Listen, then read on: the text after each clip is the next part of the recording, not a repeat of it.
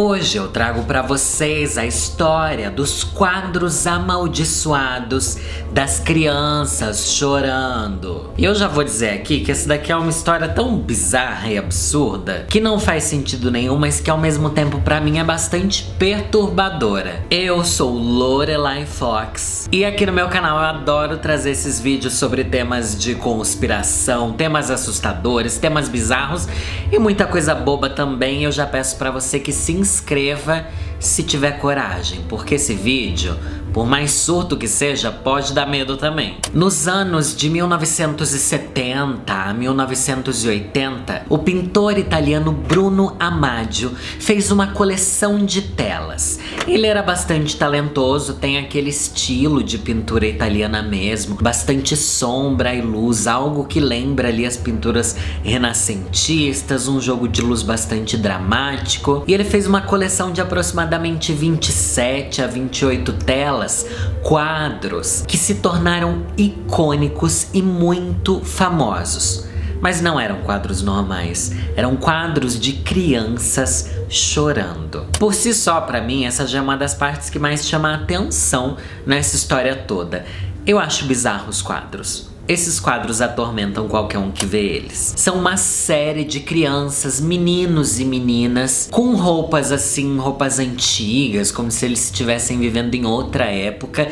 E todas essas crianças têm um olhar de sofrimento. Gente, por que você vai pintar isso, sabe? Não, na minha cabeça não faz sentido. É bonito, mas uma coleção de quadros assim. E eram quadros que serviam realmente para serem vendidos. Ele queria ganhar dinheiro com esses quadros, não era um quadro pra ser tipo, uma arte admirada. Não, ele vendeu esses quadros e os quadros foram muito reproduzidos. Essa coleção de crianças chorando foi chamada de Gypsy Boys, ou melhor, crianças ciganas, algo assim. A gente já podia parar a história aqui, porque qualquer um que olha essas bizarrices dessas pinturas já se sente atormentado, tá bom? Porque não precisava ir muito além. Se eu visse esse quadro, e eu acredito que eu já vi eles em outros lugares, eu acho que eu já vi eles sendo vendidos, sim. Porque se tornaram um viral numa época onde nem era viralizável, sabe? Começaram a reproduzir esses quadros lá nos anos 70 e 80, sabe? Imprimir eles. Na época era muito comum você imprimir quadros em madeira, assim, e vender. Até hoje tem isso, né, gente? Nessas lojas aí de rua, sabe? Quadro de santa, aqueles quadros que eles enfiam um relógio no meio também. Quadro de cavalo correndo, é um clássico.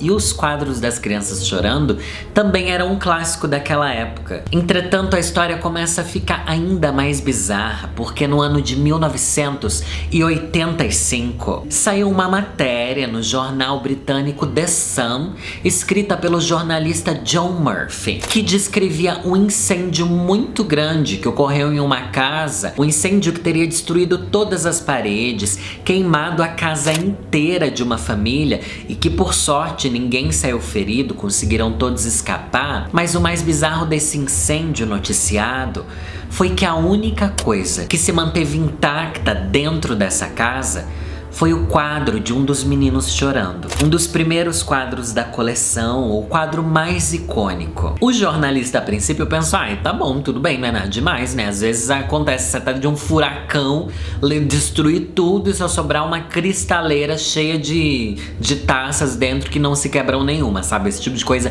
acontece, são assim, coincidências, né? Porém, quando John Murphy tava investigando a cena desse incêndio, ele conversou com um dos bombeiros ali. E o bombeiro relatou algo bizarro. Como essa coleção de quadros eram bastante famosas e, como eu falei, estavam sendo vendidas aos montes, sendo reproduzidas, assim, pra todo mundo que queria ter quadros de criança chorando em casa por algum motivo que eu não consigo entender até agora, o bombeiro disse que conhecia outras casas que também tinham sido incendiadas. Em todas elas, o quadro das crianças chorando se mantinha intacto. Inclusive, de acordo com uma entrevista que a gente assistiu, o próprio cunhado ali, alguém da família do bombeiro, tinha um quadro desses, teve sua casa queimada e o quadro foi a única coisa que restou. Na época, de acordo com as investigações e matérias que fizeram, haviam mais de 50 incêndios relacionados a essas obras de crianças crianças chorando. 50 casas teriam sido queimadas e os quadros bizarros e atormentados sobreviviam. Será que eles sobreviviam ou eles que causavam esse incêndio? Essa era a pergunta que pairava nas matérias sensacionalistas que o jornal The Sun lançava sobre o assunto. E na época a estimativa era de que mais de 50 mil quadros desses haviam sido reproduzidos e vendidos, ou melhor, tinham 50 mil casas ali potencialmente para serem assombradas pelas crianças amaldiçoadas. A história viralizou muito. Houve um pânico, um medo daquilo. Sabe quando teve aqui o medo da boneca assassina da Xuxa? Que todo mundo já tinha boneca, daí todo mundo começou a ficar com medo por causa do que tinha acontecido. Inclusive tá aí um bom tema de vídeo, né? Vocês sabem que a história da boneca da Xuxa tem a ver com a minha cidade, Sorocaba, né? Só sei que as famílias da Inglaterra começaram a entrar em pânico e todo mundo levou, gente, o povo mandava os quadros que tinham comprado com essas crianças direto pro jornal The Sun, que, gente, esse jornal daí moeu tanta história, mas enfim, o jornal The Sun, ele fez uma grande fogueira e queimou os quadros dessas crianças. Daí sim, os quadros conseguiram pegar fogo, porque parece que nada ali fazia os quadros pegar fogo, a não ser o jornal The Sun, né? E eles lançaram uma matéria super sensacionalista disso, bem no Dia das Bruxas e tal, então foi um grande circo midiático. Mas agora ficam as perguntas. O que tem a ver esses quadros de crianças chorando com incêndios? Quem era esse pintor tão suspeito? Onde ele foi parar? O que ele falou a respeito disso tudo? As teorias sobre a criação desses quadros são bastante perturbadoras. O pintor Bruno, que na verdade ele assinava os quadros como Giovanni Brangolin, era um pseudônimo dele, sabe? Dizem que esse pintor maltratava crianças, assustava elas para pegá-las de modelo para fazer suas obras, né? Ele via as crianças ali chorando, ele provocava o choro nelas. Isso causava um mal-estar muito grande e para algumas crianças que tinham medo de fogo, ele assustava elas com palito de fósforo, queimando coisas na frente delas. Aí a gente já começa a fazer o link ali com o incêndio, né? E o pior, depois que ele terminou de pintar essa coleção, ele teria morrido misteriosamente no incêndio também. Essa é uma das teorias que rondam a história, mas tem várias outras. Existe a teoria de que o pintor não conseguia vender um quadro sequer. E justamente por isso, ó, quando você não consegue vender, quando você aí tá empacado na loja que você trabalha, não aceita um currículo que você manda, você faz o quê? Pacto com o diabo, né, gente? Foi isso que o pintor teria feito. Só que ao contrário de trocar a própria alma pro diabo trazer sucesso pra ele, não.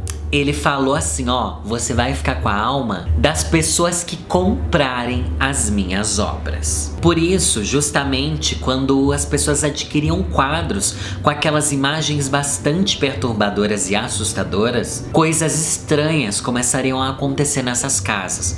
O que talvez o pintor não soubesse era que os quadros começariam a ser reproduzidos e a coisa sairia do controle. Mas aí você vê que realmente o pacto deu certo, porque ele deve ter ficado bem rico, né? Vendeu milhares e milhares de cópias dos originais que ele fez, reproduziram aos montes, né? Mas duvido que alguém pagava coisa pra ele, né? Esses quadros que vende na esquina, ninguém ganha nada. No mundo da internet, essa história começou a crescer cada vez mais e é sempre uma lenda urbana que vai e volta. E as teorias sobre o significado dentro dos quadros só cresciam. Os quadros seriam amaldiçoados porque eles teriam mensagens subliminares, bizarras e assustadoras. Em um dos quadros, dizem que você consegue enxergar uma mão no pescoço da menina chorando e pedindo por piedade, olhando com os olhos tristes. Eu olho pra essa imagem, eu não vejo nada, só que ao mesmo tempo é assim, você não precisa ver. Ela já tem um clima pesado e fúnebre. O quadro do menino com um cachecol, dizem que se você inverter a imagem, girar ela e colocar ela ao contrário e inventar na sua cabeça, você consegue ver que na verdade o cachecol seria uma criatura engolindo a cabeça dessa criança. Já na menina do cachecol vermelho, muita gente diz que o vermelho simboliza o sangue, principalmente essa parte lateral, que tem ali os fios do cachecol, pareceriam sangue escorrendo, que a mão do lado não seria a mão da menina, e sim a mão de outra pessoa ali agarrando ela e tal, e que teriam, enfim, né?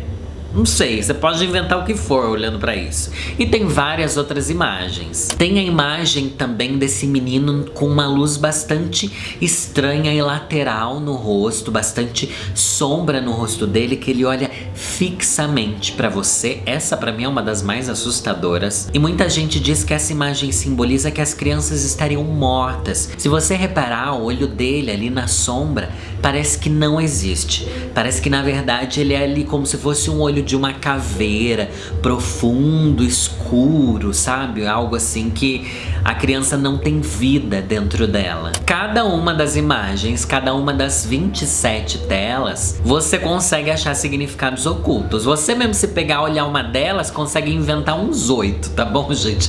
Só de olhar pra ela você pensa assim, não, essa lágrima simboliza a lágrima que Lorelai solta toda vez que alguém não se inscreve no canal dela.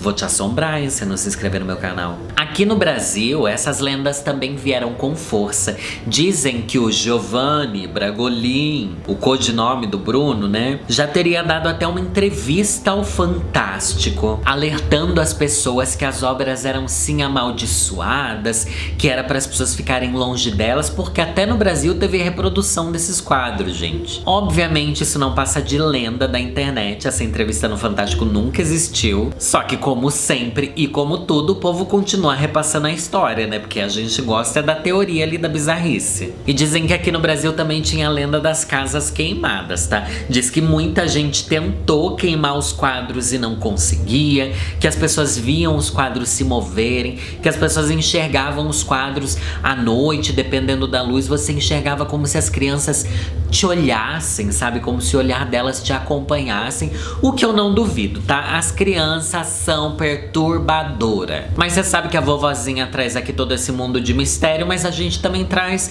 o que realmente aconteceu e pode ter acontecido, né? Porque a gente quer rir da teoria da conspiração, embora essa daqui pra mim seja bastante perturbadora, e eu continue me perguntando, será que as pessoas que querem quadros de criança chorando dentro de casa, na verdade não precisavam de terapia, gente? Por que você quer um quadro desse, né? Se bem que um quadro de Jesus crucificado não é uma coisa muito alegre de se ter também, né? Essa história de crianças com olhos grandes e expressivos era um tipo de pintura que estava muito em alta na época. Lá pelos anos 70, parece que teve uma pintora que lançou uma tendência assim. São quadros bem icônicos que ela fazia. E como era uma tendência que estava em alta, o Giovanni Bragolin teria criado algo parecido com essa tendência, porque ele queria vender bastante e foi o que conseguiu. E nessa época, não sei se você lembra aquelas figurinhas Amar sabe? Que tinham crianças com olhar triste sempre. Era uma estética meio da época e tudo isso faz parte, esse olhar triste e lânguido. Dizem também que os quadros, sim, eles realmente chegaram a estar em casas que pegaram fogo, mas que eles não pegavam fogo, ou poderiam não ter pego fogo, porque vai ver que eles pegaram e o povo mentiu pra gente, né?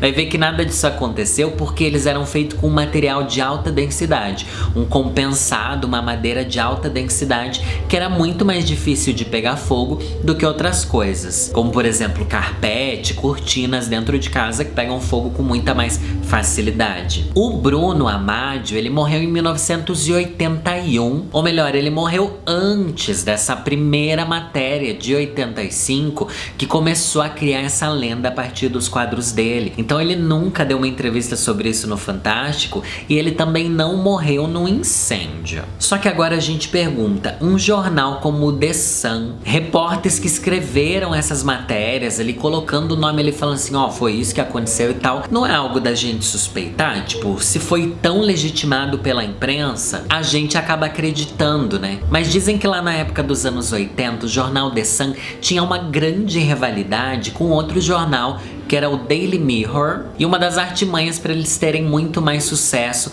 era criar matérias hiper sensacionalistas. E que essa matéria, que explodiu na época, criando esse clima aí de medo e terror, em volta disso, a casa pode pegar fogo se você comprou um quadro desse que todo mundo comprou, fez com que o jornal vendesse muito e ele se destacasse muito ali no cenário dos jornais sensacionalistas, ultrapassando as vendas do Daily Mirror, sabe? Então daí tá aí, né? A gente não pode confiar em tudo que o jornalista fala. Como já diria Jéssica Caiane quando brigou com a Sônia Abrão, você tem que saber o que você fala antes de você falar, você não pode sair falando qualquer coisa. Mas o que o povo quer é a audiência desde aquela época. Agora eu paro aqui e pergunto pra você, você teria um quadro desse? Porque mesmo sabendo de todas essas informações, mesmo sabendo que talvez tenha sido uma história muito, não vou dizer que foi inventada, porque os incêndios realmente aconteceram, mas ela foi aumentada, talvez tenha sido um único incêndio e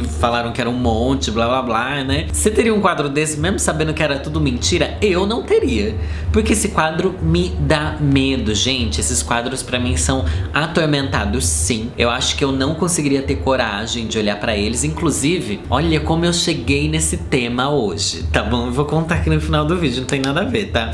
Eu tô procurando um lugar pra eu morar, sabe? Quero me mudar de apartamento, alguma coisa assim. Daí tava lá assistindo vídeos de apartamento, sabe? Que o corretor vai lá, visita um apartamento e mostra. E num desses apartamentos que eu tava vendo, tinha um quadro de uns anjos bizarros. Sabe aqueles anjos criança, estranho? Daí eu falei, gente, que quadro mais amaldiçoado. Daí eu lembrei dessa história dos quadros amaldiçoados das crianças e falei, mano, como que alguém tem esses quadros?